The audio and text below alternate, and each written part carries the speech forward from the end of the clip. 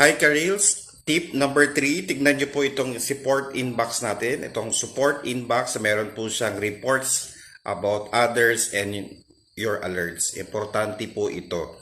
Okay, so bawat post po ninyo, kinakailangan nyo pong i-check ang inyong support inbox dahil dito po naglalaman or dito po nilalagay ni Facebook or ni Meta ang mga violations po natin or mga concerns po natin. Okay, so paano po natin ito mahanap? Sa dashboard po natin, hanapin po natin ang help support. Ayan. So hanapin po natin ang help support and then i-click po natin ang support inbox at itong sinasabi ko pong reports. Ayan.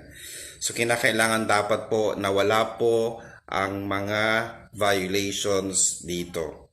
Okay, siguraduhin po ninyo na wala pong mga violation na nakikita dito sa your alerts. Okay?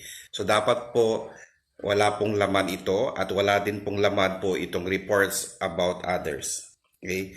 Para po ma-monetize po tayo. Importante ito guys. Okay? So kinakailangan po natin i-check ito parati. Okay? So sana po nakatulong po ako mga karils. Okay, bye-bye.